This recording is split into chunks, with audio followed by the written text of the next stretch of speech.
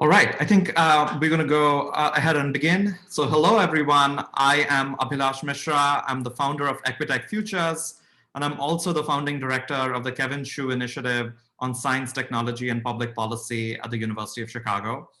I'm delighted to welcome all of you to this inaugural webinar that explores topics at the intersection of science, technology, and societal challenges. Before we begin, I'd like to share a few words about our mission.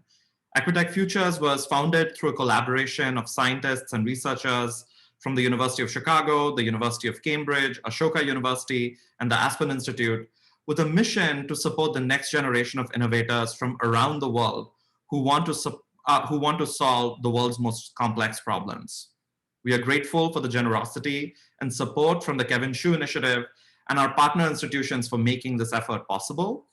Our inaugural program is the Global Summer Institute, a fully virtual summer program for current and recent undergraduates and master students who want to build data science skills to solve societal challenges. And we are thrilled to have received applications from all around the world, and we will continue to accept applications till June 15th. We are also developing new programs to engage with our global community, and we have a surprise for you at the end of this webinar, so stay tuned. Before we begin some housekeeping items, I request that you have your video turned off and audio muted during the webinar, but we want the session to be interactive, so please use the chat function on Zoom to ask questions. There'll be some prompts during the talk, and we'll have a Q&A session at the end. And also please note that this webinar is being recorded and will be posted online at a later date. With that, it is my great pleasure to introduce Dr. Bhasi Nair. Bhasi is a physicist, a data scientist, and an entrepreneur based at the University of Cambridge in the UK. His research and practice are focused on the development of new cooling technologies for combating climate change, where he works with the Device Materials Group at Cambridge and Barocal, a startup spin-off from the university. He also works on building new curricula to improve statistical and computational skills amongst undergraduates and aspiring innovators. In fact, he is one of the leading faculty who will be teaching the data science curriculum at the Global Summer Institute. Bhasi earned his bachelor's degree in physics from the University of Texas at Dallas, where he was a Eugene McDermott Scholar, a master's degree in physics from the University of Cambridge, where he won the Cavendish Laboratory Prize, which is awarded to the student who's at the top of the master's program. And he got his PhD from the University of Cambridge, where he was a Gates Scholar at Trinity College. Today, Bhasi will be talking about first mile problems in data science. And before we begin, I'd like to preface this talk by saying why we think this is worthy of attention, particularly by young innovators. There's clearly a lot of excitement and hype about data science and machine learning, and these tools clearly have immense potential. However, data science and machine learning is not a panacea for societal problems. And like any other scientific tool, we think we should look at it critically and understand both the potential and limitations. When Bhasi and I started working on some of these data science challenges, we found that many applications are actually limited because of the issues of how data is collected in the real world. And understanding these limitations can really help avoid problematic applications and hopefully open up new opportunities. So with that, over to you, Bhasi.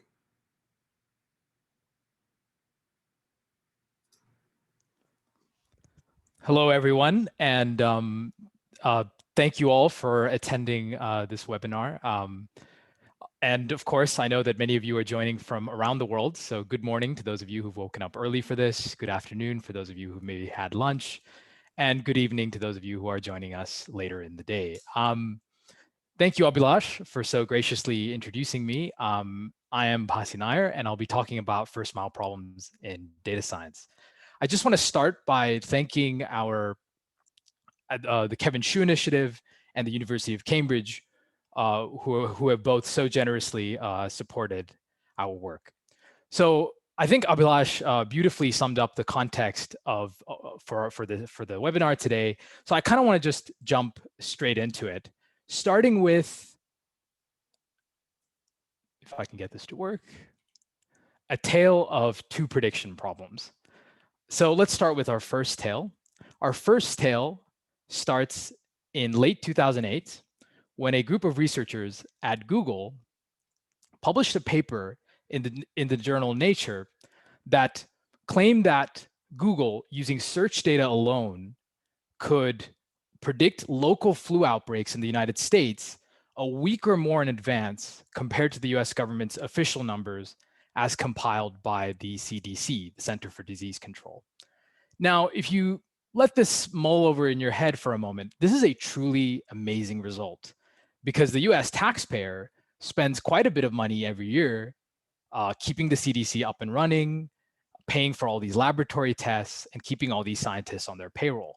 And Google is saying, hey, we can do the same thing essentially for free. So how do they end up faring? Well, let's take a look at the data. So you'll see here the data here, the curve in blue is the Google flu trends projection for flu cases, and the curve in red is the CDC's official numbers.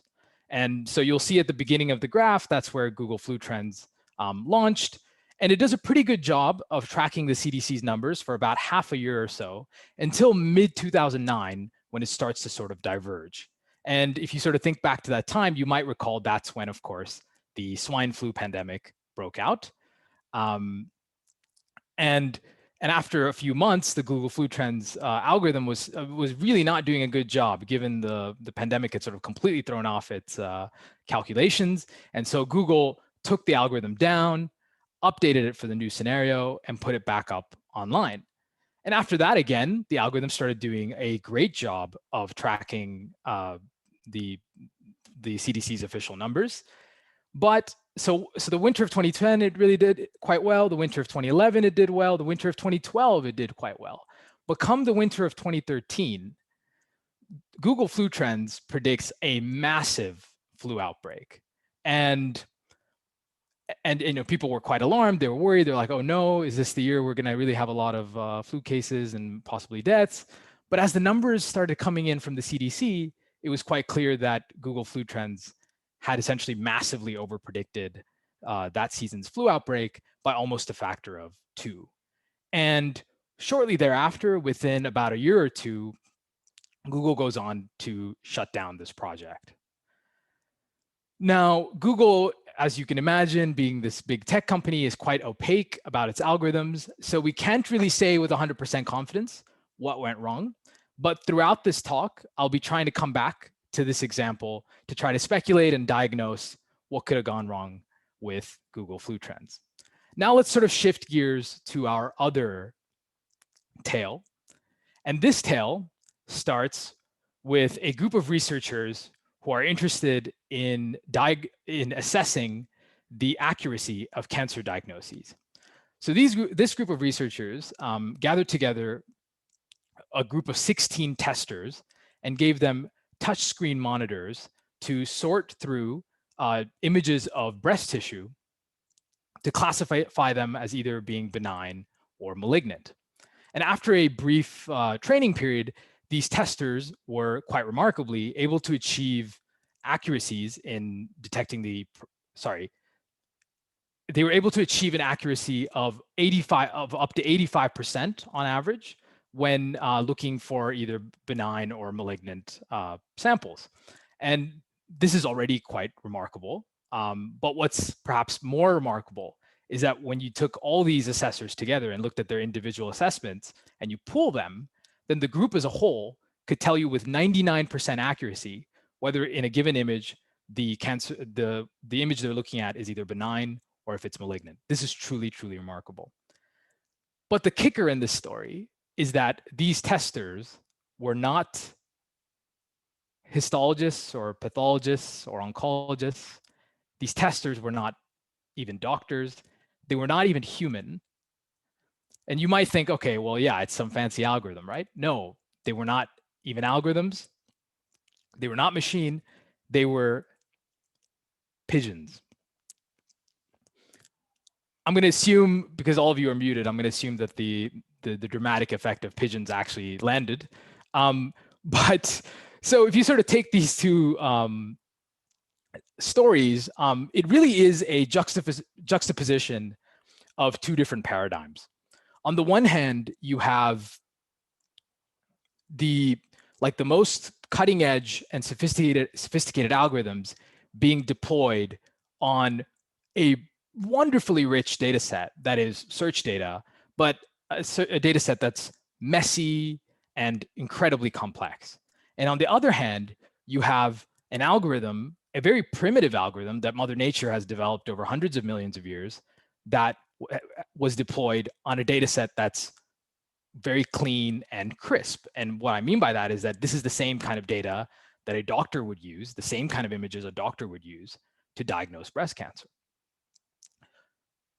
So what's the big takeaway here? Well, I'm sure there are many takeaways, but for the purposes of our webinar, the takeaway is that really no matter how sophisticated or cutting edge of algorithms you deploy, and trust me, I think we can all safely agree that Google and Facebook and companies like this will have the most sophisticated algorithms. So regardless of how sophisticated these algorithms are, the predictions these algorithms make will only be as good as the data you feed into it as input.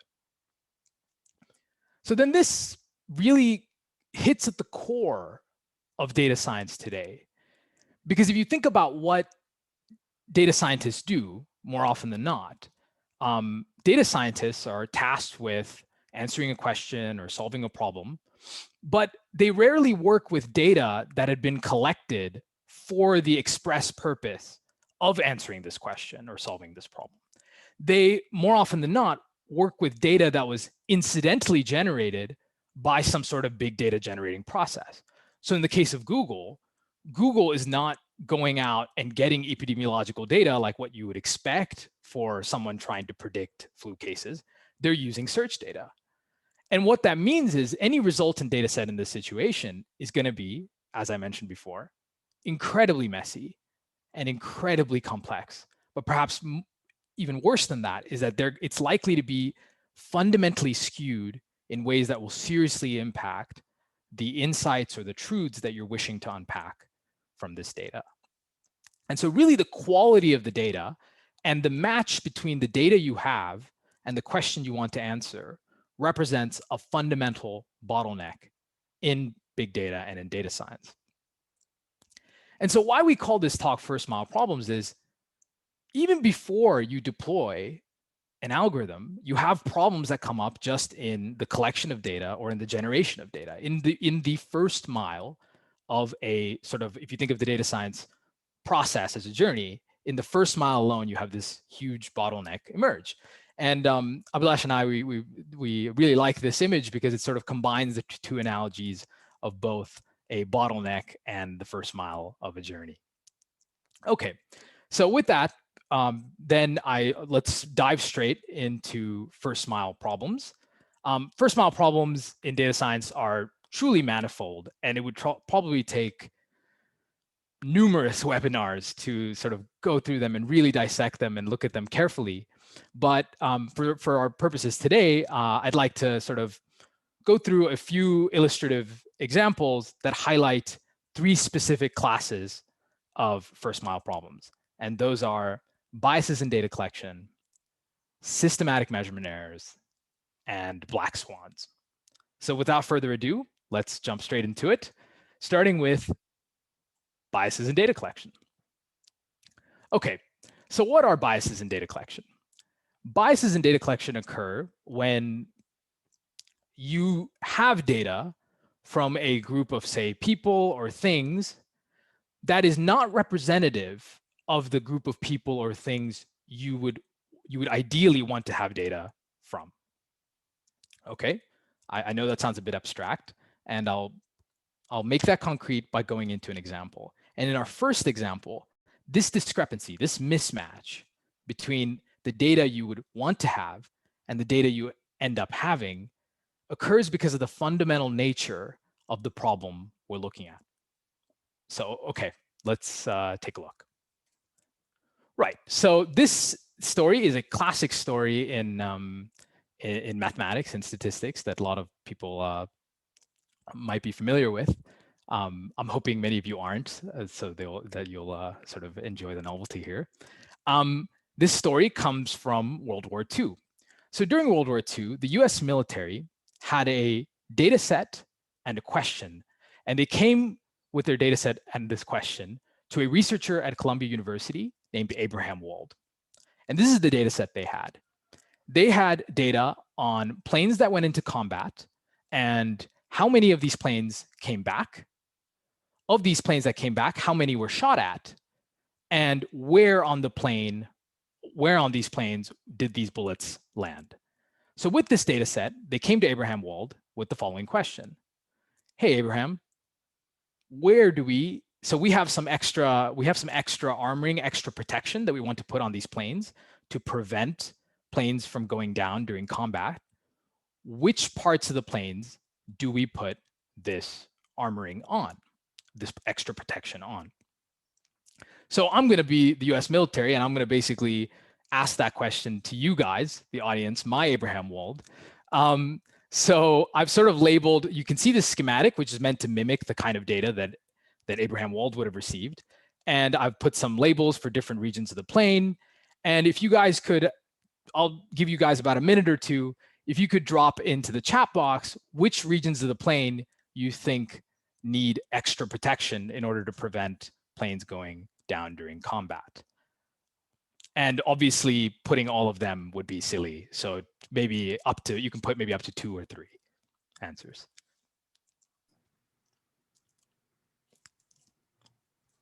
Yeah, I'll keep an eye out on the chat to see what folks say. But yeah, let's give everyone maybe a minute or so. D, C,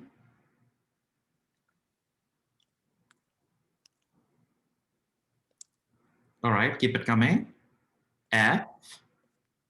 Okay, interesting. F. So is F ahead? F ahead for the time being. Yeah. Okay, interesting. All right. A and F, okay. And the argument is because the aerodynamics may be affected to a greater degree, which which would make sense. That seems like a very compelling argument for me as a physicist. Yeah, C and B, okay. D and A, all right. A and F, C and B. B and okay, A. so we're getting a lot of varied answers. This is brilliant. Yeah, this is great. Awesome. So so I think everyone's probably had a chance to at least think about it and give an answer if they want to. Right. So let's now look at what the real Abraham Wald had to say. So Abraham Wald realized that there's a fundamental problem in all of this, because he realized that in order to figure out which parts of the plane need to be protected, you really need to figure out, of the planes that went down, where were they hit? Not of the planes that came back, because the planes that came back didn't end up going down. So in order to know where the plane was hit that caused the plane to go down, you would need to look at the planes that crashed. But unfortunately, by the nature of this problem, he didn't have access to that data. So that's a real head scratcher. So you can sort of think, oh gosh, okay, throw your hands up in the air and give up. But Wald realized something truly brilliant. He realized that actually you can gain some insight from the planes that came back. He realized that if you look at where the bullets landed on the planes that came back, that tells you where a plane can take damage, sustain damage, and still manage to come back. So he realized that if anything, you want to armor the parts of the plane where there's less damage seen on the planes that came back. That is the cockpit, the engines, and the fuel tank. And sorry, I forgot to mention there that this idea that you only have data on the planes that came back and not on the planes that went down, whereas that would be the thing of interest, that whole idea is referred to as survivorship bias, where there's some sort of a selection process where only the survivors, you have data only on the survivors. Now, okay, so this is a fundamental bias in data collection. Really, you can't really do anything about it as a data scientist. And of course, this does occur in many data problems, and that's something to keep your eye out for. But often the bias in data collection doesn't occur for fundamental reasons, but extrinsically from the data collection method that we as data scientists choose. So a good example of this is when in the year 2012, the city of Boston launched an app called Street Bump. And the goal of this app, it's very clever actually. The idea was this was a smartphone app for the iPhone, and the idea was you install this app on your iPhone, and this app sort of runs in the background, and while you're driving around, the app would use the iPhone's accelerometer to detect potholes on the road. This sounds like a brilliant idea, right? Because something like this would not have been measurable before the smartphone era, and now all of a sudden it's measurable. But this project, much like Google Flu Trends, was shelved shortly after it was launched. So what went wrong? So this is really an interesting case because it turns out what happened is that the iPhones were doing their job. They were really good at detecting potholes on the road. But the problem was the iPhones were brilliant at detecting potholes on roads in rich and affluent neighborhoods in Boston where people had lots of iPhones. And these iPhones were not so good at detecting potholes in poorer neighborhoods of Boston where very few people had iPhones, but ironically, where improvements to public infrastructure, roads, and transportation would have made a much bigger difference.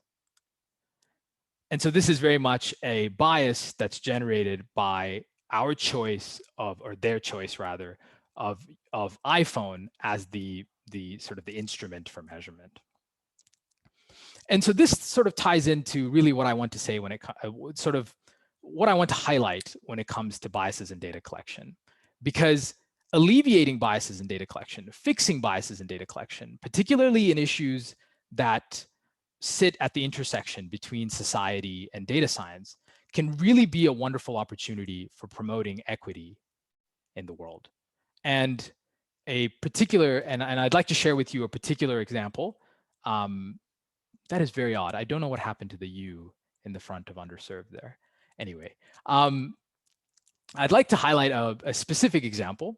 And this was a paper published in Nature Medicine just earlier this year. And in this paper, they argue that underserved populations experience higher levels of pain.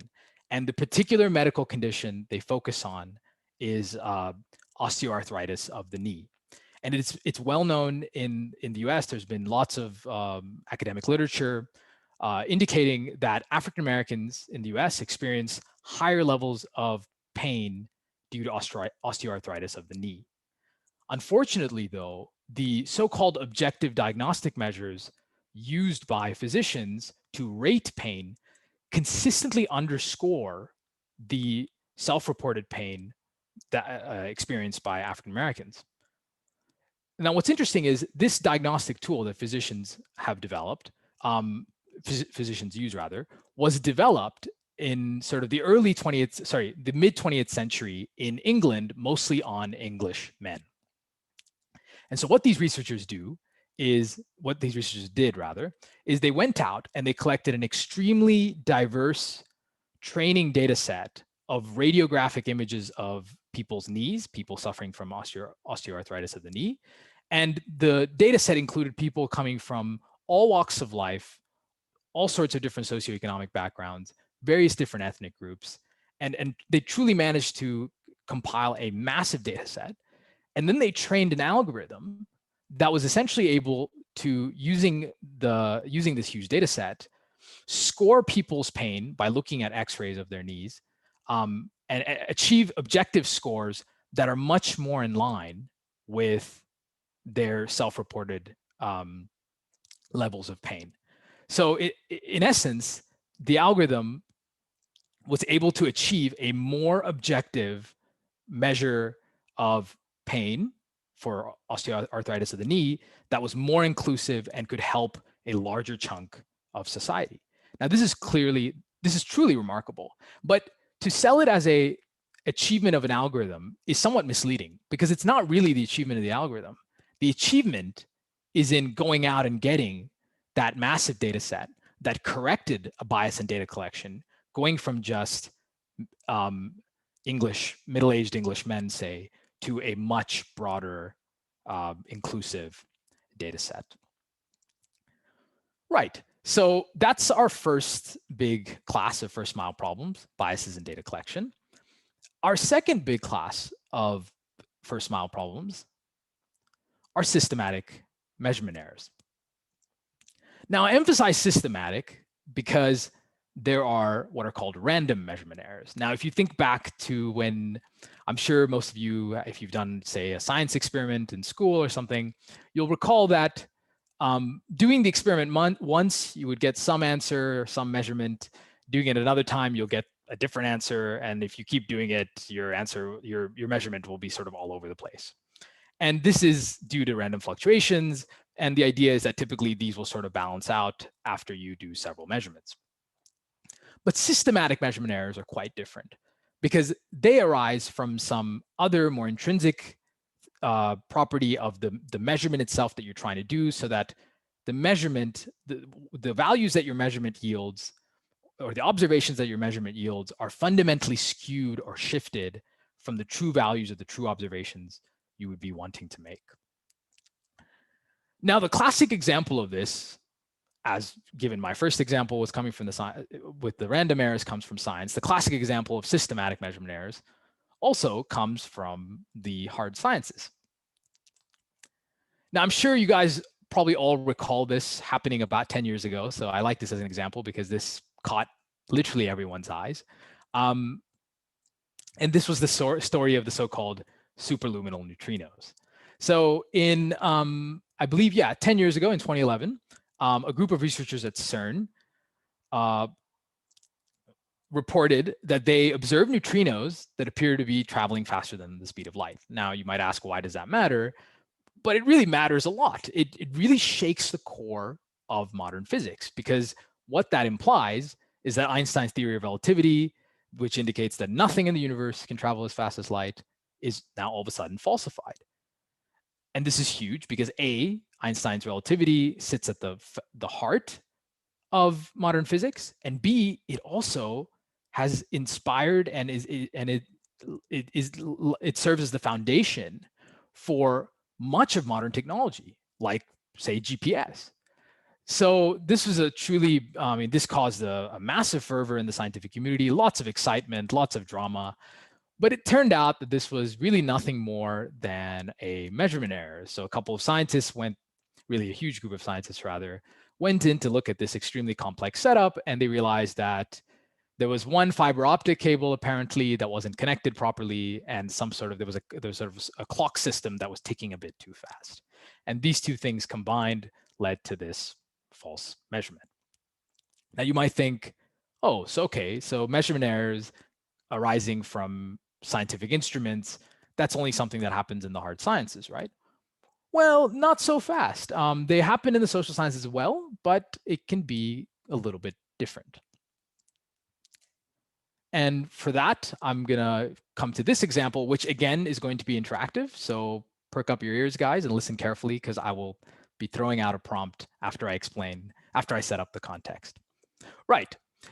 So several years ago, public health officials in the UK, in England, had a bit of a scare when they were quite alarmed to see that hospitals in London were reporting lower death rates among newborns compared to hospitals in the Midlands that serve very similar communities. Now, for those of you who might not be familiar with the geography of England, I've thrown up a map where you can see where the Midlands and London are. And so what I want to sort of throw out to you guys is, I want you guys to think about why this kind of a disparity in infant mortality rate could occur. And so mull over this for a moment. And once you've formulated a hypothesis, go ahead and throw that into the chat, and I'll give you guys about a minute or two to do that.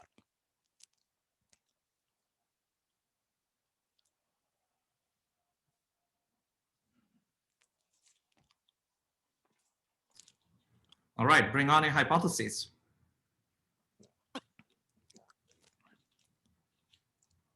I'm curious to hear what people come up with.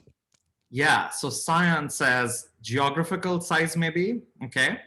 The fact that geographical size between London and Midlands is different. Vedang says maybe because London has better health infrastructure per capita. Okay. Very solid reason, yeah. So in terms of geographic size, that's interesting. I guess in terms of population, these numbers would be reported per capita, so per person. So that shouldn't so much matter. But that's a very, very good suggestion. Yeah, Pranav says the size of London data set was smaller compared to the Midlands data set. Okay, that's a brilliant, that is a very good like a suggestion. But like I said, this would all be per capita, so it would be divided by the total size of the data set. All right, keep it coming. But these are all brilliant suggestions, guys. These are exactly the kind of questions you want to be asking when you're faced with this kind of a scenario. Rohit has a great suggestion. Probably the infant deaths were not reported to the hospitals. Very timely, given what we've been seeing in terms of COVID deaths in India. Okay. Interesting. That's a very, very interesting idea, indeed. These are all brilliant ideas. All right, keep it coming. Yeah, this is, I think, the whole idea of this webinar is to kind of make sure that we are doing this kind of idea generation a little bit too. So. Vedant says some instrument error maybe. Well, let's wait for that.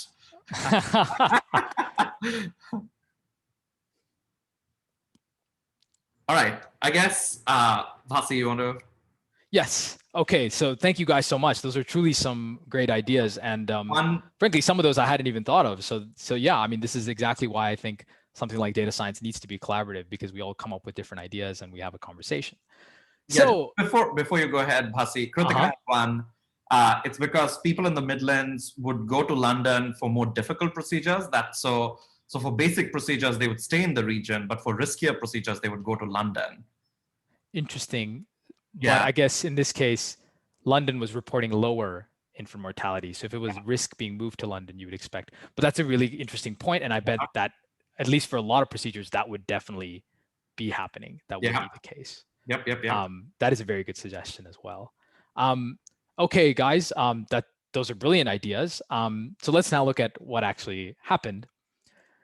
So it turns out, dramatic drum roll, that there is no difference. And so what do I mean by that? So what I mean by that is it actually turns out that the difference comes from the way these two sets of hospitals were defining infant mortality, the way they were defining the death of a newborn. So in London, the convention by definition is that babies born after 24 weeks of pregnancy,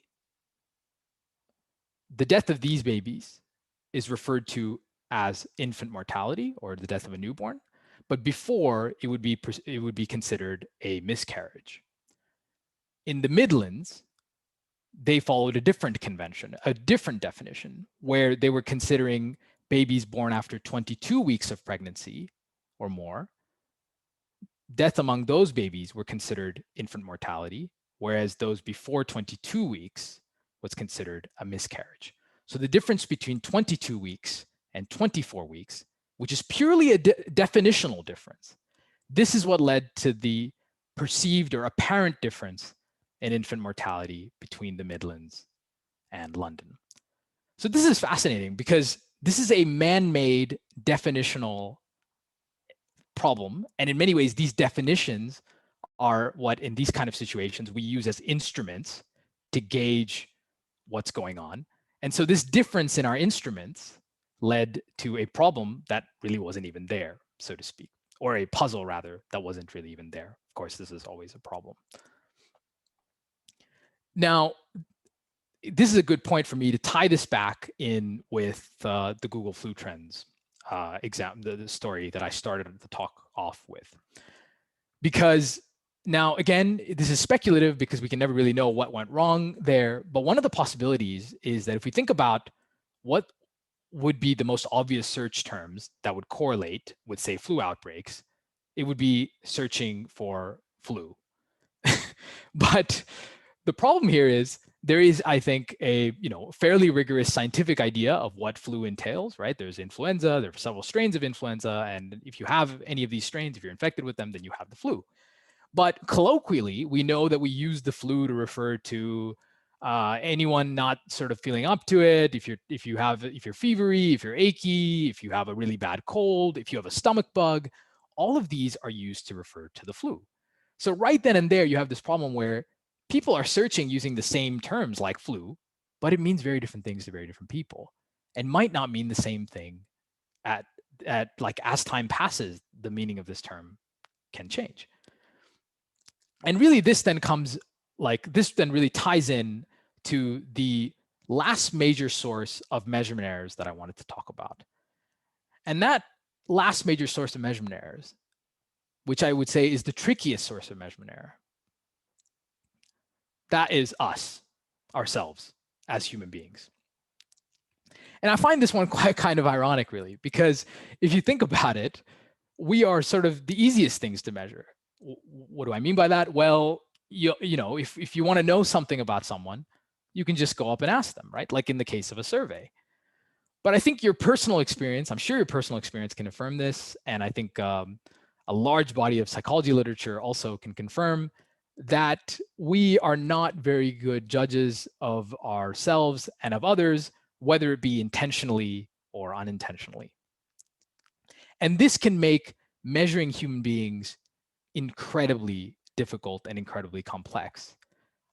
Because human beings, we also interact with the measurement instruments. So when someone asks a question, you have a reaction to that question. And this is why even researchers, survey designers will talk about leading questions. You don't want to ask a question in a way that biases the human subject into the participant into answering a particular way because they think that that's what you want to answer. That's how they want you to answer, right? So they interact with the instruments, they interact with each other, they interact with society.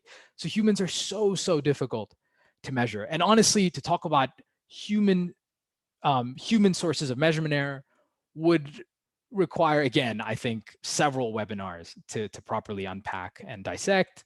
But for our purposes, I just want to share sort of the most iconic example from recent times. And I'm sure many of you have heard of what's referred to as social desirability bias. And this is, of course, just fancy jargon for this idea that we as humans, we often misrepresent our actions or our intentions to look better in the eyes of others or to conform to social norms.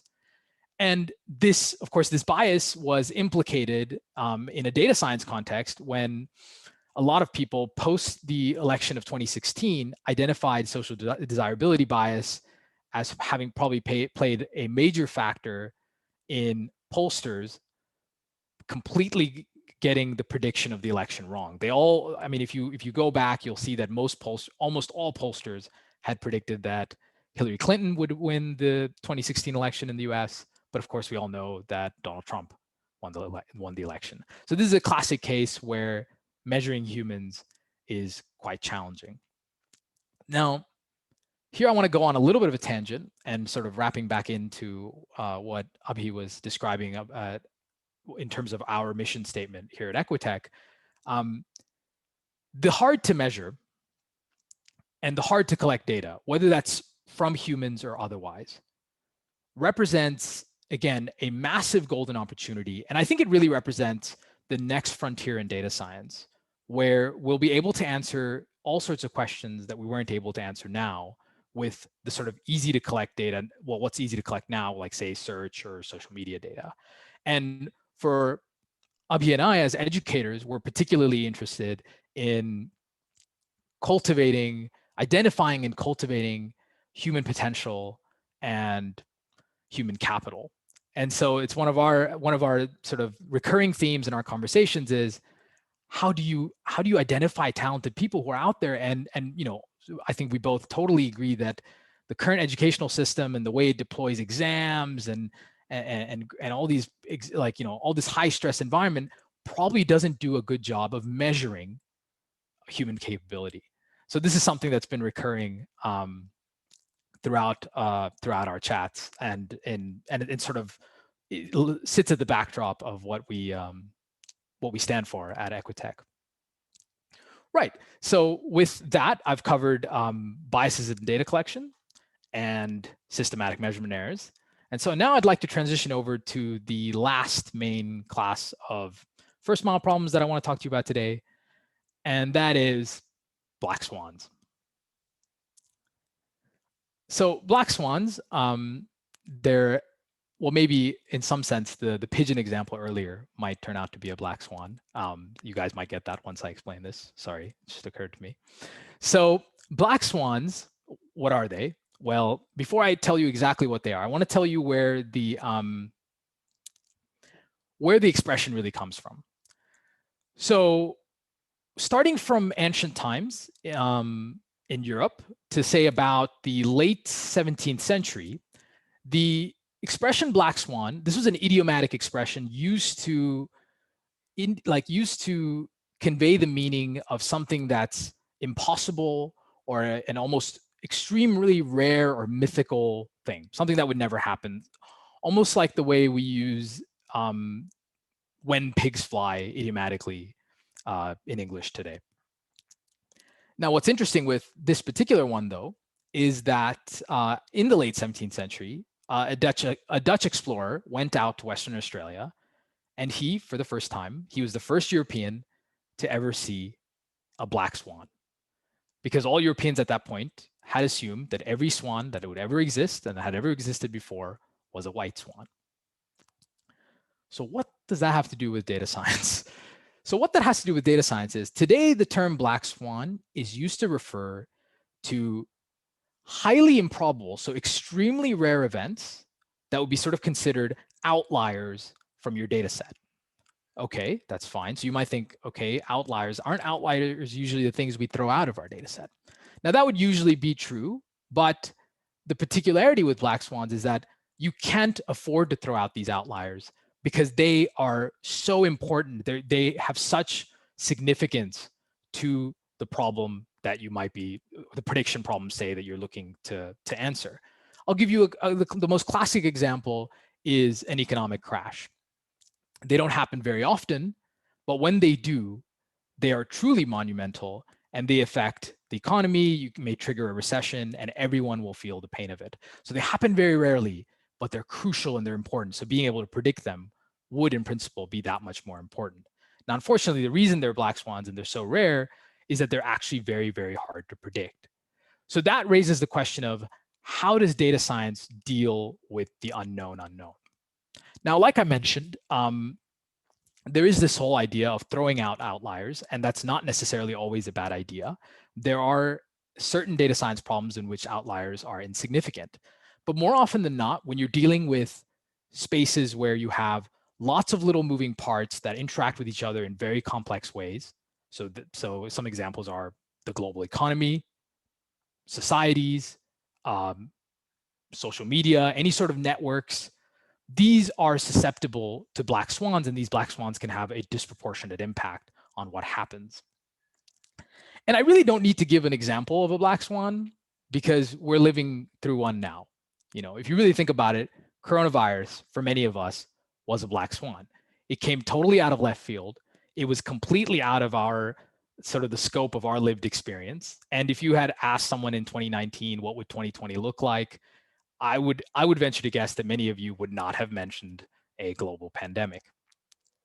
And this is not just us as say lay people or even data scientists. If you even go look at some of the top professional economists around the world who were making projections for GDP or unemployment or inflation, I bet you that if you look at their 2020 projections, none of them had taken into account the possibility that a pandemic would come.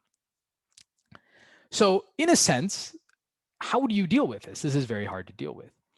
Now, you can't really deal with black swans, but you can deal with you can sort of consider in a given problem, how susceptible am I to black swans?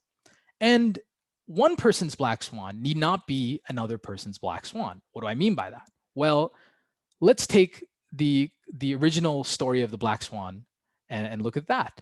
If you view the story from the standpoint of the Indigenous Australian, the black swan was not a black swan. There was nothing specifically impressive or amazing or rare about black swans, because they would have never started with the assumption that all swans were white. So when it comes to black swans, one of the only things we can do is sort of have a pool together a diverse set of people coming from all sorts of different backgrounds who've thought of all sorts of different contingencies and possibilities to arm ourselves best against where even prediction problems with the best data can go horribly wrong. So with that, I'd like to conclude my talk, and I'll leave you with some key takeaways. So the first takeaway, and this was the takeaway sort of from my tale of two prediction problems. This takeaway is that essentially predictions made by algorithms are really only going to be as good as the data we use to train these algorithms. So even the most sophisticated algorithms, the most cutting edge technology, it's not going to perform well unless the data you feed it as input is of high quality and it's clean. And it actually represents what you want it to represent. So that means you've eliminated, or rather you've gone through and solved the first mile problems in data science that arise due to data generation. So what were these first mile problems? The first of these first mile problems that I discussed were biases in data collection. And biases in data collection occur when there was a mismatch between the group that you want data on and the group you've actually collected data from. That mismatch can arise due to the fundamental properties of the problem you're looking at. And that was the case with Abraham Wald and the planes and survivorship bias, or it can arise from the data gathering method or tool that you've used, like in the case of using iPhones to measure potholes. In the latter case, fixing any biases that arise due to how we as humans went out and collected data can represent a serious opportunity to promote equity wherever data science and society intersect. The next class of measurement problems were systematic measurement errors. The next class of first mile problems, rather, were systematic measurement errors. And they arise, and sort of the most iconic example of where they arise is from the hard sciences with, say, physical instruments, like scientific instruments. But they also can come from the definitions we employ to sort of make sense of the world, like in the infant mortality case.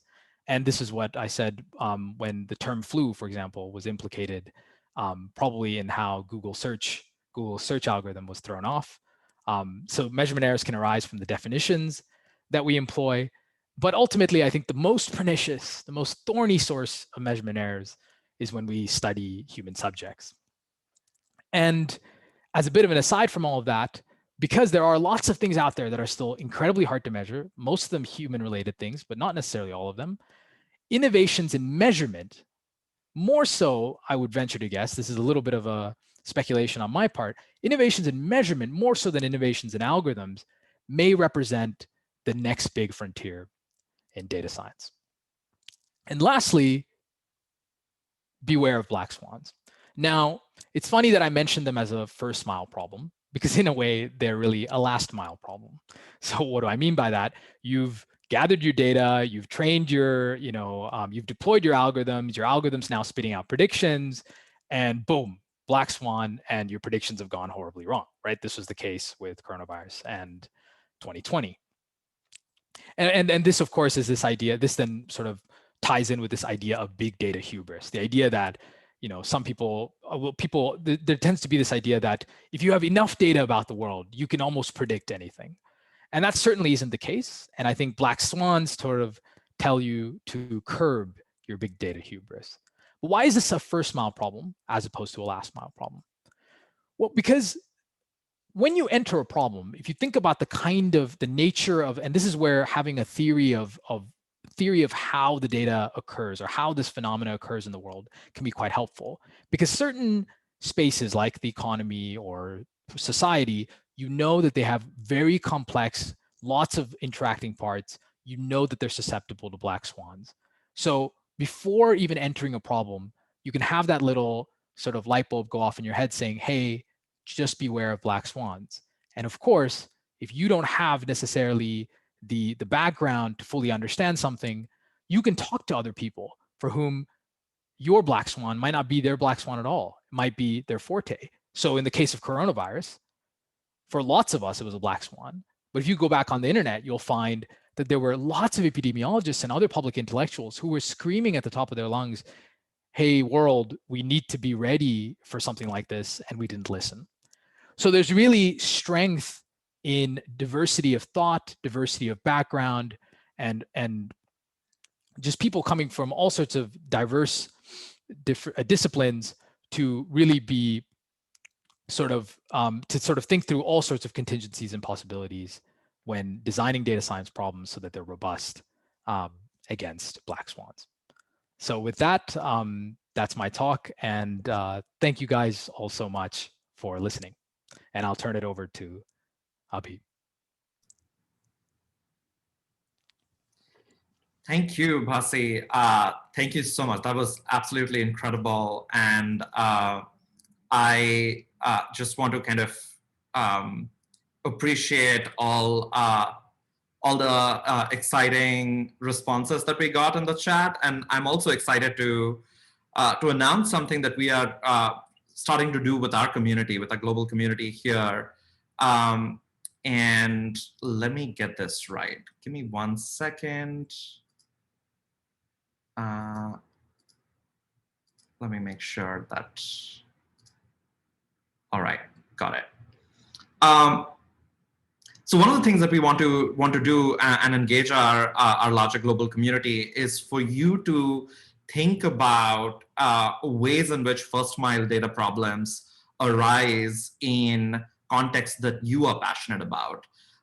So we want you to think about a societal challenge that you're passionate about. This could be in healthcare, in education, in environment, or in agriculture.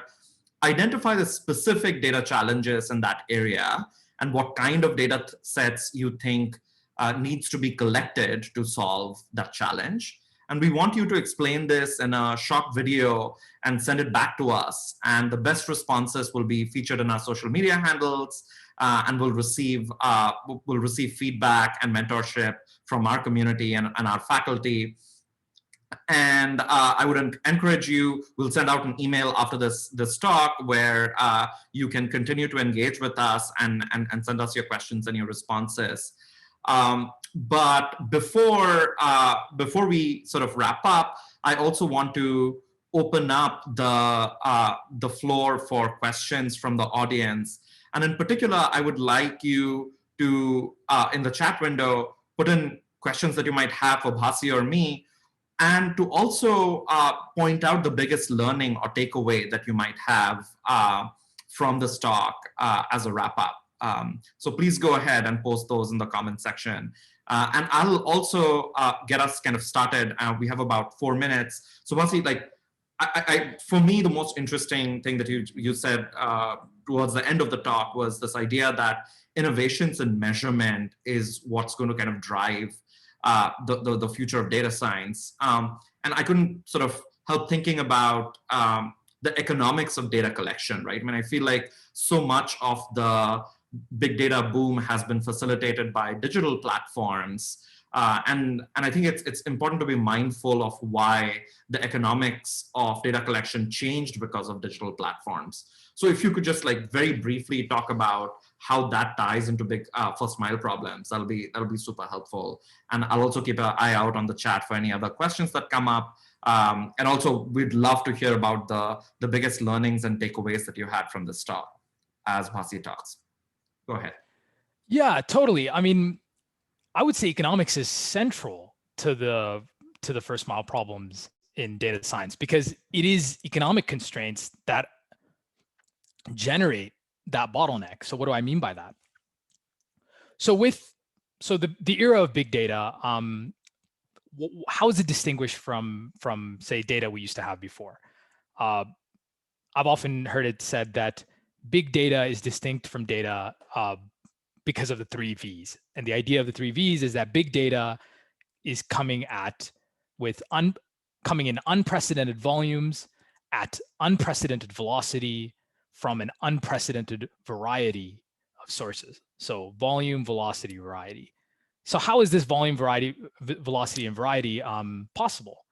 It's possible because of the economics of data generation. So what do I mean by that? I mean that for Facebook, say, once you have something like, it's say something like Facebook, a social network up and running, for them to collect data on one extra user, or not even say one extra user, an existing user's one extra click or one extra engagement, this takes almost zero money, right? This is, like the cost of this would probably be like 0.0000001 cents. This is essentially 0 cents.